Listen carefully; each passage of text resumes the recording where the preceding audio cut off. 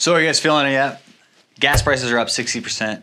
Zillow, Redfin, and many other people are saying there's going to be a 10 to 30% nationwide housing market correction. We also have a food and baby left shortage. Inflation's up 8%, at least that's what they're telling us. And we're about to send $40 billion to Ukraine.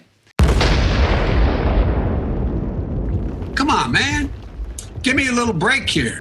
So the question is, how do you win in an inflationary market? The good news is we're going to go over a couple steps right now.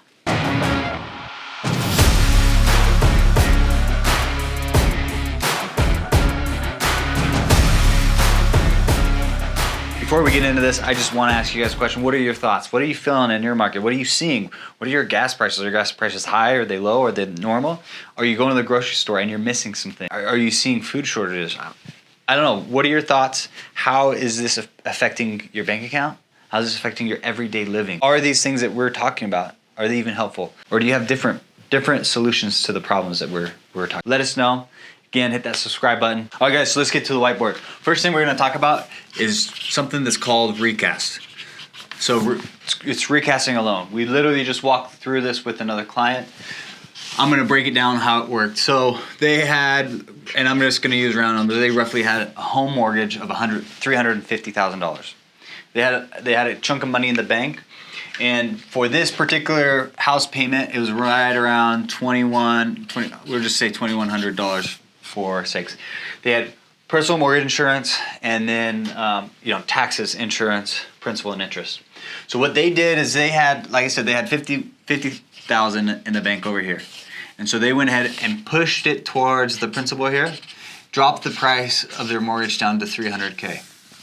What that did is that dropped their PMI. So now no longer is their payment $2,100, but just dropping the PMI, it dropped it to about $1,900 a month. So $200, depending on what kind of vehicle you drive, that might cover the extra gas that you have.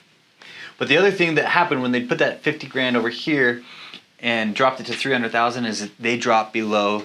They were able to recast the loan. What that means is the lender re-amortized the loan. If you want to know more about re-amortization, hit the subscribe button. We're going to do a video later on that. But for those of you who know, in short, what that means is they just recasted all of your payments as if this is your new principal balance.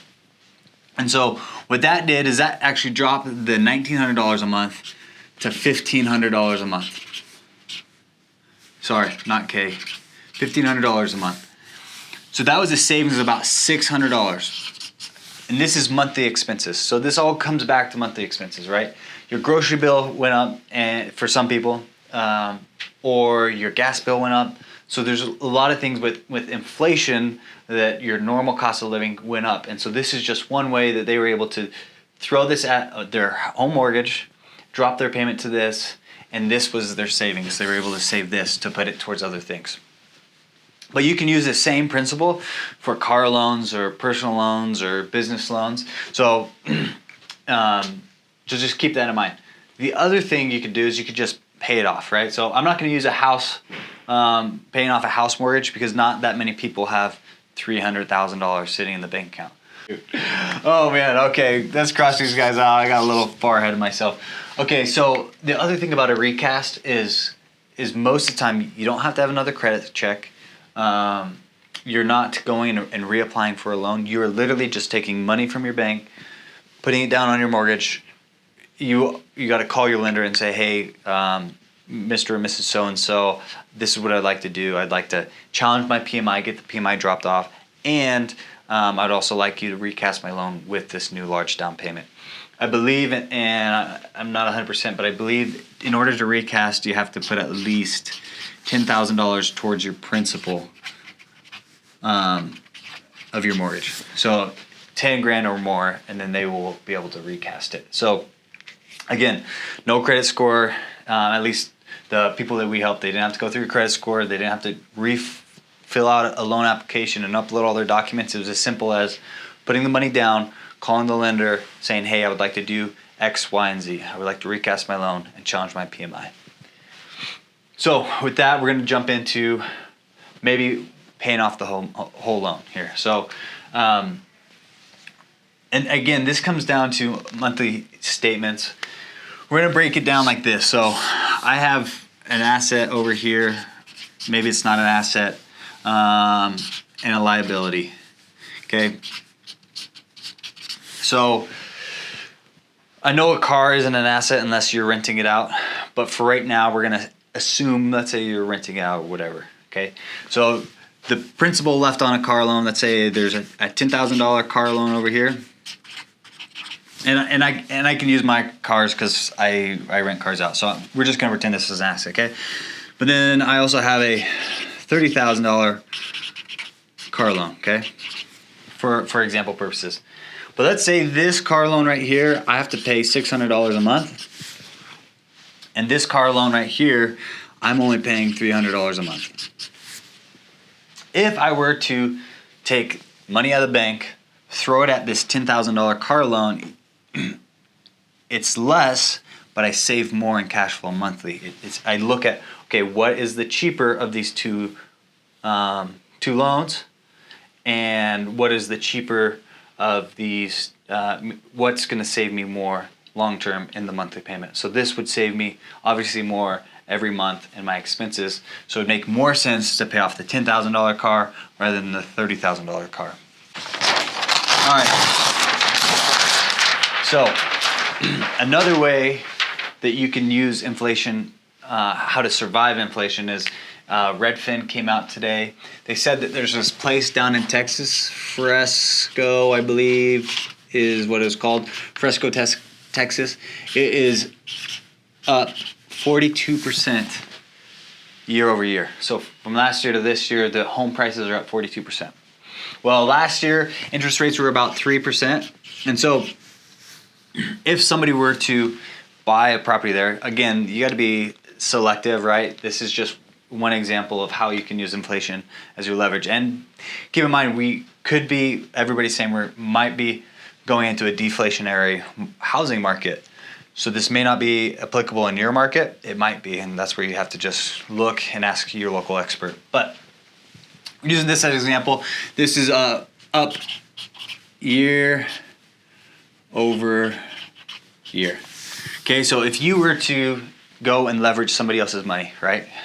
Let's say the house was $200,000. You put whatever you would need to be. Let's say you put $20,000. So $20,000, but you leverage somebody else's money at 3%. You were able to capture a 39% increase by leveraging somebody else's money. So that $20,000 turned in a lot more than that.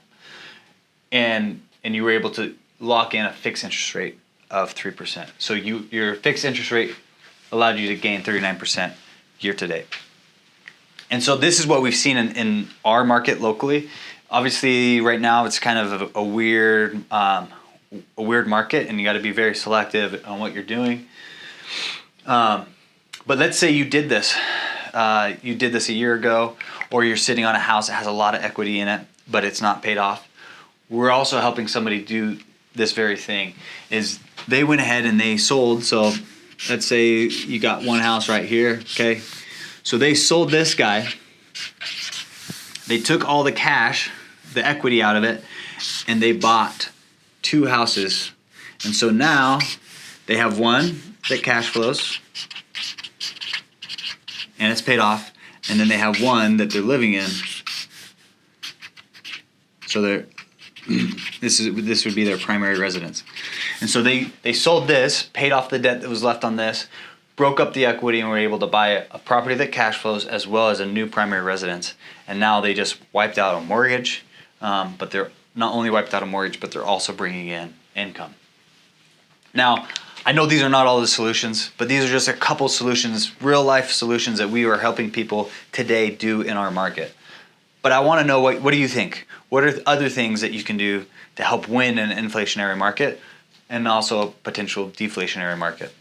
And then what are you doing? What do you see? What are you hearing on the news? And how does that make you feel? Are you thinking, man, it's doomsday? Or is it good news? Is it good news? Because the good news here is, although we are increasing and we might possibly start decreasing in home values, there are ways to still survive an inflationary market. and there's still opportunities.